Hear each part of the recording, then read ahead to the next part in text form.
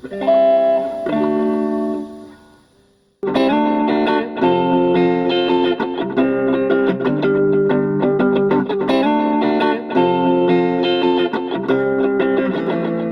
folks, Joey Ricard, TracksideScenery.com. Welcome back.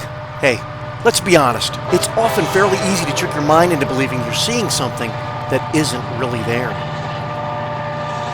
The creative use of techniques and scenery materials can go a long way in creating a believable representation of the real world.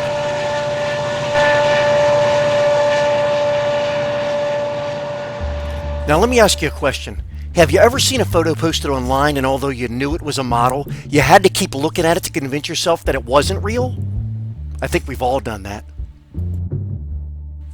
My experience tells me it all comes down to colors, tones, and textures. Finding the right balance and applying them to create a believable scene is not difficult, but it does take some experimentation. To create a believable scene, it takes a lot of different elements, whether it's vines, bushes, weeds, trees, grasses, gravel, ballast, or weathering. They all have to work together.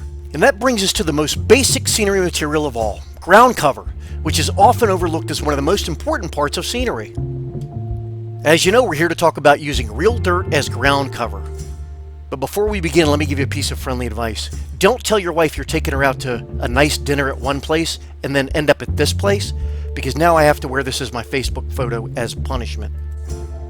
Alright, in this video I'm combining portions of two previous videos into one to make it easier to watch. Preparing the dirt and applying the dirt. If you're ready, let's dig in. Get it? Hey, where are you going? I'm going to get some scenery supplies, some ground cover. I'll be back in a few minutes.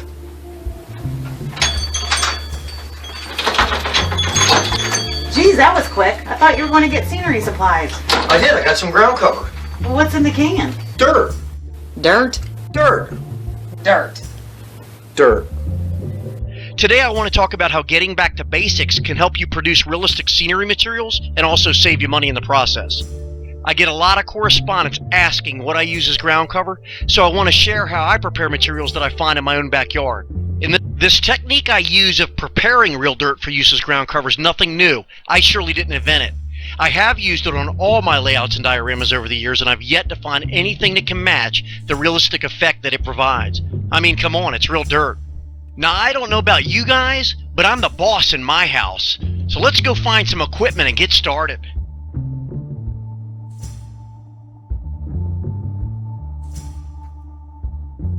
No. The blender I'm going to let Joey use, I picked up for him at a yard sale for a whole $1.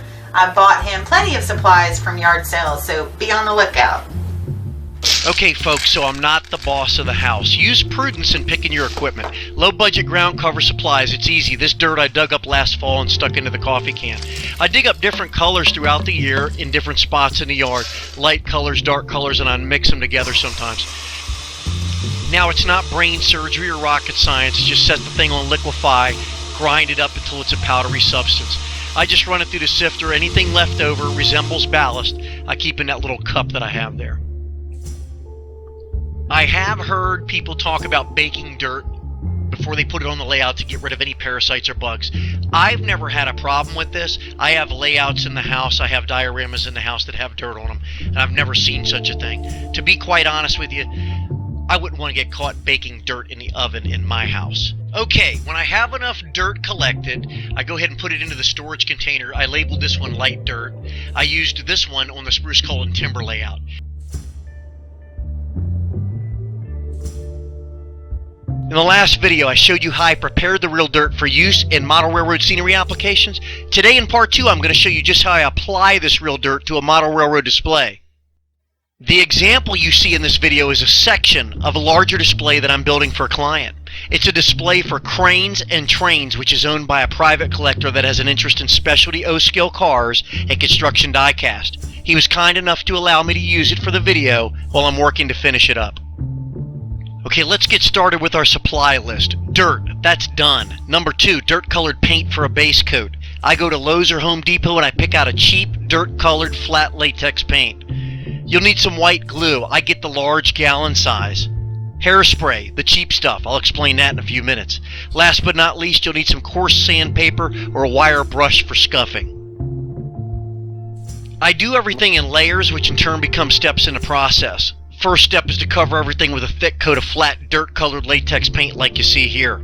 I do this as an extra step to the glue mixture because sometimes with the thick glue, you can't get right up next to the track or other elements like you can with the paint. Also, if the glue or dirt doesn't hold to a particular spot, it'll be less noticeable. Now, as you can see, we have the section covered completely with a coat of latex paint, and I let it dry for about 24 hours. The next step is similar to the first step. This time we're going to add the white glue. I use a mixture of about half and half, and I mix it up real good. Don't be afraid to put a nice heavy coat of glue mixture on there. This is what has to hold the dirt down, and you're going to see what I'm talking about in a minute. Actually, you're probably going to think I'm crazy when you see it, but I can assure you there's a method to my madness. With everything covered in a nice thick coat of glue paint mixture, we're going to move on to the next step, which is the dirt application. I didn't mention the sifter. You don't have to have it. I just happen to have it, and we're going to use that. Now, this is the part of the video where I look like a famous chef making some kind of meal, but I wouldn't want to eat this. As you can see, I'm applying a very heavy coat of dirt, and there's a reason for this. A lot of it's going to come off in the scuffing step, and you'll see what I mean in a minute. Okay, step 4 is the hairspray step. What we're doing is we're using the cheapest hairspray we can find, and we're totally saturating the top of the dirt. The dirt's going to get a darker color, but it'll lighten up once you scuff it back off. You need this. It hardens the dirt a little bit, but you're going to have to let it dry for 24 hours. In this next step, you'll need your coarse sandpaper or a wire brush. You're going to start scuffing. You're going to try to get some of the dirt off and make it smoother. This step is so easy that even a monkey could do it. No, monkey. I didn't say Muggsy, I said monkey. Uh-oh, I think I might have hurt his feelings. Okay, you might have to repeat steps 5 and 6 a couple of times till you get the surface you're looking for.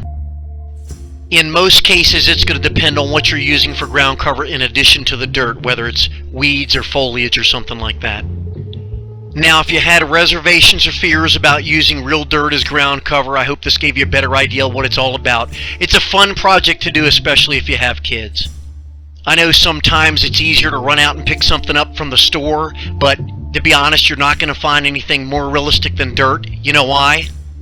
It's dirt. Did you say dirt? Dirt? Be sure to subscribe, stay tuned, and share the hobby. This is Joey Ricard with TrackSideScenery.com. Thanks for watching. See you next time.